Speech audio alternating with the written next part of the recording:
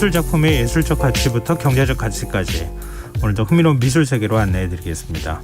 미술랭 가이드 오픈 갤러리 홍재 디렉터 함께하겠습니다. 안녕하세요. 네, 안녕하세요. 요즘 영화 한산이 화제인데요. 네. 오늘 미술랭 가이드 코너도 이순신 장군 이야기로 시작하신다고요? 네, 맞습니다. 충무공 이순신 장군은 우리나라 사람들한테 워낙 익숙하죠. 네, 어려서 이순신 위인전 안 읽은 분도 거의 안 계실 것 같아요. 그리고 저는 어릴 때 가장 기억에 남는 그 이순신과 관련된 기억 중에 하나가 네. 제가 다녔던 초등학교 뒤편에 이순신 장군 동상이 있었어요. 네. 그런데 밤이 되면 그 이순신 동상이 칼을 뽑아든다 이런 괴담이 있었거든요. 근데 옆 학교에는 또 심지어 세종대왕 동상이 있고 네. 밤이 되면 책장이 한 장씩 넘어간다 이런 괴담이 있었거든요. 네. 진행자님 어린 시절에는 학교에 그런 괴담 같은 거 없으셨어요? 동상과 관련된 괴담은 없었던 것 같고요. 아, 그랬어요? 네. 꽤 공동묘지 학교를 지었다 뭐 이런 얘기도 있었던 것 같아요. 그쵸. 예. 네. 요즘 초등학교는 제가 가본 적이 없는데 예전에는 학교마다 동상들이 그렇게 있었어요. 아니면 저 어렸을 때도 초등학교에는 그때도 동상이 그랬어요? 몇 개씩 다 있었어요. 네, 네. 예. 어쨌든 이렇게 가볍게 어린 시절 괴담 이야기로 시작을 해봤는데요. 네. 오늘은 광화문에 있는 이순신 장군상 이야기를 좀 나눠볼까 해요. 진행자님 이 장군상이 언제부터 광화문에 있었는지 혹시 기억이 나세요? 제가 뭐 기억하는 걸로 봐서는 늘 있었던 것 같아요. 그렇죠. 늘 기억으로는. 있었던 것 같죠. 네. 왜냐하면 1968년부터 있었거든요. 그럼 제 기억이 반세기 틀리진 이상 않았네요. 있었기 때문에 아마 많은 분들이 이순신 장군은 늘 그 자리에 있었지 하고 기억하실 것 같아요. 네. 그러면 왜 60년대 말부터 그곳에 있었게 되었나 이제 이 얘기를 해보려고 하는데요. 1968년이 우리나라가 역사적으로 제3공화국 그러니까 이제 박정희 정권 때죠. 네. 박정희의 집권 이후에 애국선열 조상 건립위원회가 이제 그 발족이 되었고요. 네. 그때 세운 첫 1호 동상이 바로 이순신 장군 상입니다. 그러니까 왜 광화문에 이순신 장군 동상을 세웠을까? 네. 사실 설이 굉장히 분분했었어요. 아, 그래요? 근데 약간 정치적 목적이 있었던 거 아닌가? 이런 의심이 제일 많이 나왔던 것 같아요. 네, 정치적 목적이라고 확정짓기에는 다소 조심스럽기는 한데요. 네. 오늘은 우리에게 익숙한 시각 조형물이 근데 이제 정책과 함께 설립되거나 활용된 사례들에 대해서 말씀드릴 거라서 어쨌든 시기마다 정책을 주관했던 정권의 성향을 배제할 수는 없잖아요. 네. 그래서 이제 정치적으로 어떤 성향을 갖고 있는 시기였는지는 제가 함께 소개를 드리긴 할 건데 이 시간이 사실 뭐 미술랭 가이드잖아요. 그렇죠. 네, 미술 이야기를 하는 시간인 만큼 정치적인 평가는 배제하고 네. 좀 팩트 위주로 대화를 나눠보면 좋겠습니다. 애국선열조상건립위원회는 말씀드린 대로 박정희 정권 쯤에 이제 그 시작이 됐는데 네. 그 이전에 발족이 됐어요. 사실은 1964년에 서울에 있는 미술대학교 학생들이 연합을 해서 그 당시에 굉장히 이렇게 혼란기잖아요. 네. 그러니까 위인들의 모습을 석고상으로 만들어서 이렇게 전시를 했는데 석고가 굉장히 약하거든요. 그렇죠. 그래서 비가 와서 얼룩도 잘 지고요. 깨지기도 하면서 이게 흉물로 변해갑니다. 근데 이게 국가 사업은 아니다 보니까 뭐 문화재 관리국에서 나설 일도 아니고 그런데 국민 여론이 우리의 위인들이 이렇게 흉측하게 변하는 걸 볼 수 없다. 그 당시 또 민족 중흥의 시기라서 이제 그런 거에 좀 더 사람들이 민감했어서 그 여론에 따라서 애국선열 조상 건립 운동을 시작을 하고 이제 위원회까지 발족을 하게 된 거죠. 네. 그리고 15명의 애국선열을 이제 그 투표를 통해서 결정을 합니다. 그때 투표를 통해 결정된 분들이 뭐 이순신, 세종대왕, 김유신, 을지문덕 등등등 이제 총 15명이 선정이 되었고요. 네. 그런데 그때 이제 발족을 하고 나서 계속 짓고 있지 못하다가 동상을 세우지는 못하다가 박정희 정권 이후에 첫 번째 동상으로 이제 이순신 장군을 세운 거죠. 네. 근데 말씀처럼 아무래도 이제 박정희가 무관 출신이잖아요. 네네. 군인 출신이다 보니까 네. 그런 개인적 취향이 반영된 것은 아니냐. 이제 이런 의견도 좀 있기는 했고요. 네. 이 동상의 제작은요. 조각가 김세중이 맡았는데요. 예. 서울대 교수를 지냈고요. 후대 국립현대미술관장을 지내기도 했어요. 예. 그래서 보시면 좌대가 있죠. 밑에 세워져 있는 좌대는 네네. 10.5m 정도 높이의 화강석으로 만들고요. 위에는 구리로 된 인물상 높이가 6.5m 가량입니다. 합치면 한 17m 정도 되죠. 그러니까 성인의 한 10배 정도 사이즈. 이거 보시면 어떤 느낌이 드세요? 근데 위풍당당하다는 느낌은 받게 되는데 네. 너무 높다. 네. 조금 낮추면 어떨까 하는 아쉬움 생각은 이렇게 좀 우러러보고 있었어요. 올려다보게 되죠. 그러니까 우러러보는 거라고 보기에도 너무 높아서 네. 그거 한 절반 정도만 되면 조금 더 친근하면서도 위험 있게 보이지 않을까 하는 개인적으로는 네. 그런 느낌이 있었어요. 그러셨구나. 네. 거기가 이제 광화문 대로가 워낙 넓은 도로잖아요. 네. 시야도 뻥 뚫려 있고 뒤쪽으로 경복궁이나 북악선도 보이다 보니 네. 이제 그런 거를 고려해서 아마 사이즈를 정했을 텐데요. 어쨌든 굉장히 커다란 장군상이 거기에 서 있으니까 아마도 그걸 보시는 분들은 왠지 우리를 좀 지켜주는 것 같고 이런 마음이 네. 좀 드실 것 같아요. 근데 이 이순신 장군상을 보면요. 칼집을 오른손에 쥐고 있거든요. 예, 네. 근데 그럼 칼을 빼려면 왼손으로 뺐어야겠죠. 그러네요. 근데 이순신 장군은 사실 왼손잡이였다는 내용은 어디에도 없거든요. 그러다 보니까 그리고 게다가 갑옷이 발등까지 이렇게 내려와요. 예. 그래서 역사 고증을 잘못한 게 아니냐 하는 이제 그런 이야기들도 있었고요. 또한 우리나라 도로 이름이 각 그 위인들 이름으로 이루어져 있거든요. 뭐 네네. 세종로, 충무로, 을지로 등등 예. 다 위인의 이름을 딴 건데 왜 세종로에 세종대왕이 아닌 충무공 이순신 장군을 두었냐.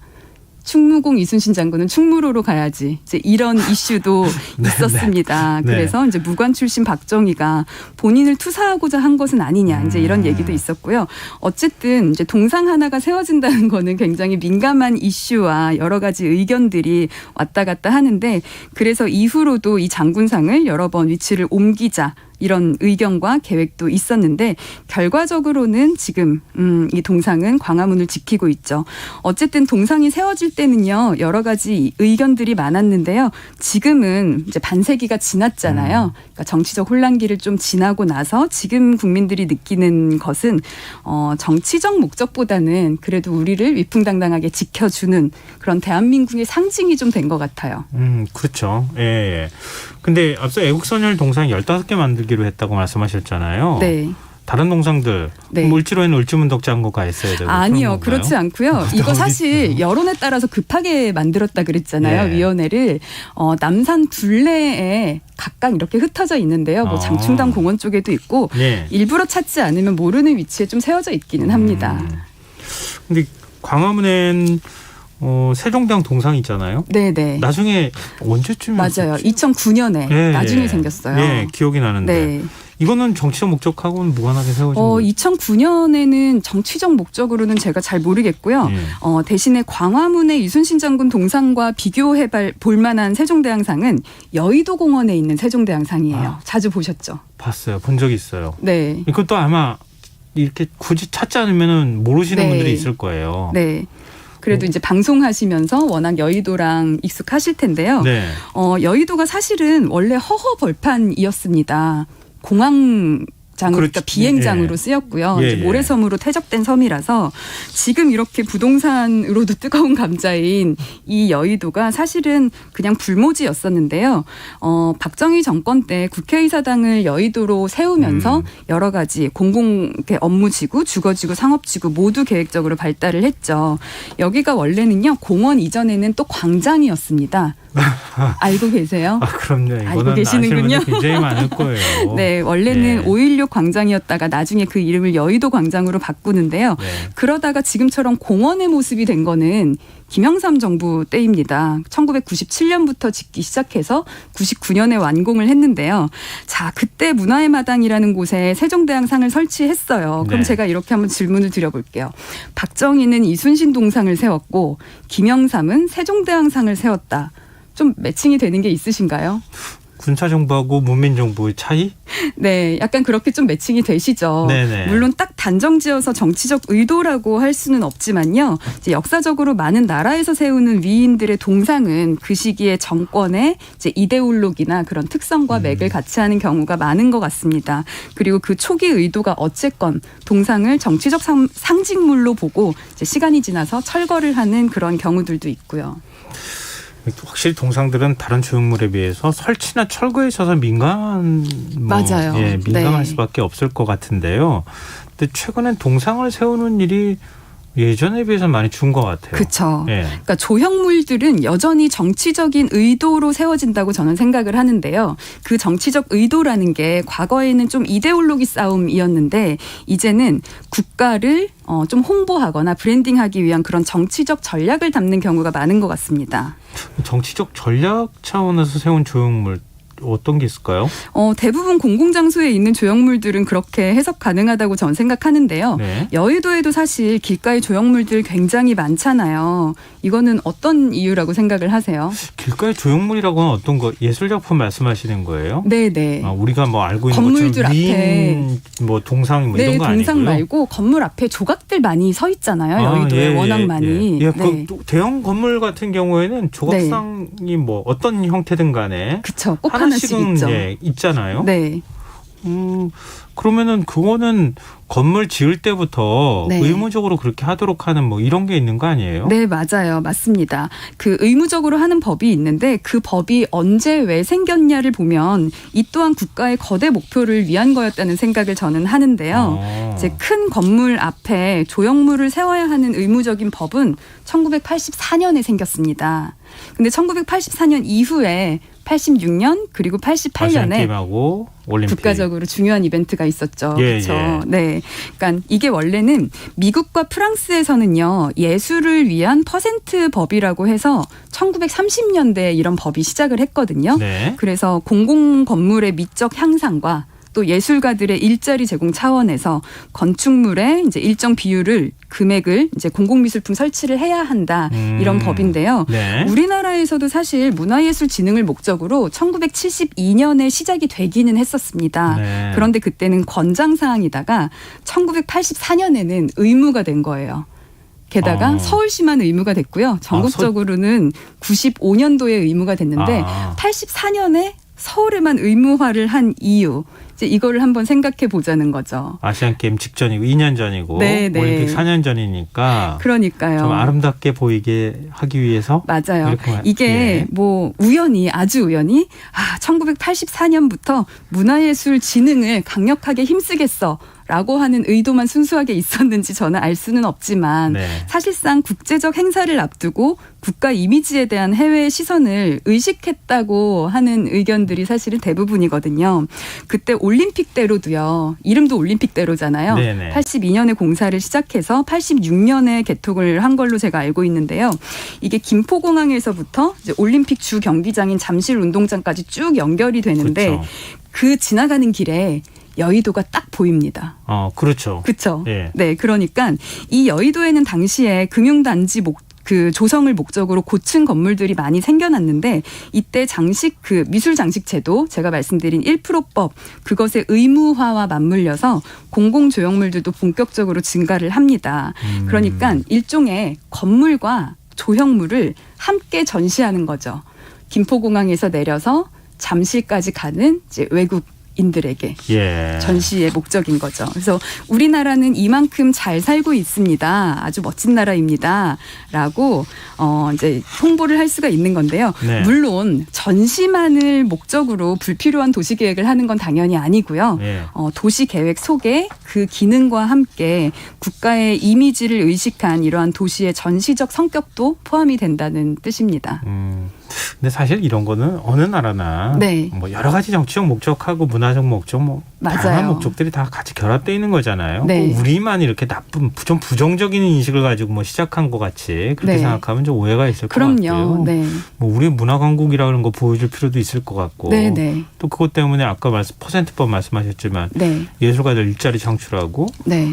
또 심리적으로 봐도 시민들도 예술품을 즐기는 네. 이런 효과도 있을 수 이게 있으니까요. 뭐 닭이 먼저냐 달걀이 먼저냐 이런 얘기일 수도 있는데 사실 그런 목적으로 만들었더라도 결과적으로 그것 때문에 실제로 문화예술이 진흥되고 발전하기도 하거든요. 그렇죠. 네.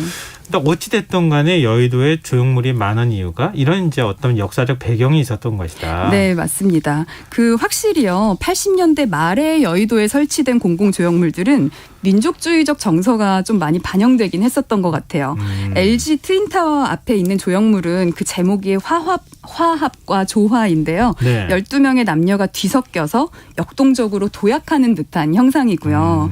유화증권 빌딩 앞에 설치된 작품은 제목이 통일입니다. 그러다가 제목부터 네. 화합, 통일, 네. 막 민족 이런 것들로 이제 주제가 설정이 되다가 90년대 이후에는요. 구체적인 형상보다는 추상 조각이 많아집니다. 아마도 진행자님께서도 여의도를 다니면서 보시는 조각들이 아마 제가 말씀드린 약간은 동상이나 그런 민족주의적인 작품보다는 추상 작품 같은 거를 더 많이 보셨을 것 같기는 해요. 요즘 건물들 대부분 약간 추상 작품 스타일의 맞아요. 조각품이든 조형물들이 많이 있더라고요. 네네. 사실 그 90년대 이후에 사회 분위기가 이제 원래는 좀 경직되었다가 많이 완화된 이유 중에 하나가 군사 정권도 종결이 됐고 그리고 국제 행사도 2번을 거친 다음에 네. 또 89년에는 해외여행 자율화도 이제 생겼죠. 그러다 보니까 해외와 또 교류도 많아지다 보니까 서양에서 중심이 되는 그런 미술 운동이 한국으로 들어오기도 하는데 그 당시에 한국에 영향을 받았던 한국 조각가들이 영향을 받았던 사조들이 이제 그 앵포르멜이라고 해서 네. 서양의 추상 운동의 영향을 많이 받기도 합니다. 그래서 결과적으로요. 뭐 최만린, 박석원, 김찬식 등의 그런 추상 작품들이 건물 앞에 세워지게 되죠. 그래서 언제 세워진 건물이냐에 따라서 그 앞에 작품들의 특징도 확연히 달라지는 양상을 볼 수가 있습니다. 근데 이 대목에서 저 유감 있습니다 이렇게 얘기하시는 분들이 있을 것 같아요. 네. 어떤 거 보면은 그냥 딱 형식적으로 그렇죠. 마지못해서 만들어 놓은 것 네, 같은 그런 맞아요. 조형물들도 꽤 있거든요. 네. 지금 기왕 만들 거 어차피 돈 들일 거 좀 이렇게 멋지게 만들면 참 좋겠다 싶은 네. 그런 것들도 꽤 많아요. 저도 사실 그런 유감을 표현하시는 분들의 의견에 공감을 많이 하는 편인데요. 네. 공공조형물의 양적 팽창이 곧 도시 환경의 개선으로 이어지는 것만은 아닌 것 같거든요. 그러니까 처음에는 사실 그런 게 생겼을 때 자칫 삭막할 수 있는 도시에 어떻게 우리들한테 좀 시각적 즐거움을 주네 하면서 도시 미화에 도움이 된다고 생각했을 시기도 있었을 것 같아요. 네. 그런데 이 1%법이라고 하는 미술장식 제도가 의무화된 지 벌써 40년이 흘렀잖아요. 아까 그러네요. 84년에 시작됐다 예. 그랬으니까. 그러니까 40년 전에 만든 조형물들은 사후 관리가 잘 안 되기도 하고요. 아니면 뭐 부식되거나 변색되고 또 그리고 그때보다 사실 도시의 모양도 되게 많이 바뀌었죠. 그렇죠. 네, 여의도의 트래픽도 많아지고 예. 차도 많아지고 도시 환경이 바뀌면서 건물의 주변 공간 활용을 다르게 하는 경우들도 생기고요. 그래서 저도 한때 이제 여의도의 공공조형물 연구를 하려고 탐방을 다녔었는데요. 네. 그때 안타까운 사례를 본 기억이 있어요. 이제 보통 브론즈 그러니까 동으로 만든 예. 작품들은요. 처음에는 붉은색인데 그게 자연스럽게 청색으로 변하거든요. 예. 그 왜 국회의사당의 돔도요. 지금은 청색인데 처음 지었을 때는 붉은색이었다고 해요. 그거 잘 모르시는 분들 많으실 것 같죠. 예. 당연히 파란색으로 뭔가 지었다고 네네. 생각하실 텐데 원래 붉은색이었던 것들이 부식되면서 자연스럽게 그 청동 색깔 그 이제 청색으로 변하게 되는데요. 이게 사실은 자연스러운 게 맞는데 누군가는 그게 싫었나 봐요. 그렇게 부식이 돼서 청색으로 바뀐 조형물에 누군가 금색 페인트를 칠해버린 걸 제가 본 적이 있어요. 어디라고 말씀은 안 드릴 텐데요. 그래서 그런 걸 보면서 굉장히 안타까웠던 기억이 있습니다. 그럼 이런 경우에는 자연스럽게 부식되도록 두는 게 더 나은 건가요? 뭐 사실 뭐가 더 낫다라고 하기 전에 이미 조형물을 세웠을 당시와 환경이 너무 많이 변해서요. 보행자 통행을 막거나 아니면 거기를 이제 주차장으로 만들어서 주차장 한켠에 방치되어 있는 것처럼 보이거나 그래서 사실은 사후 관리보다는 그 존재 여부부터 논란되는 경우가 더 많은 것 같습니다.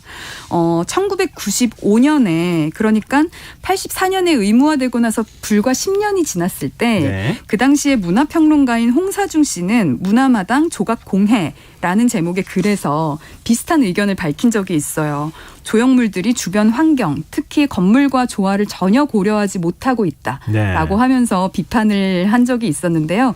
20년이 가까이 지난 지금도 사실은 과거의 조형물들은 개선되지 않고 있는 그런 실정이죠.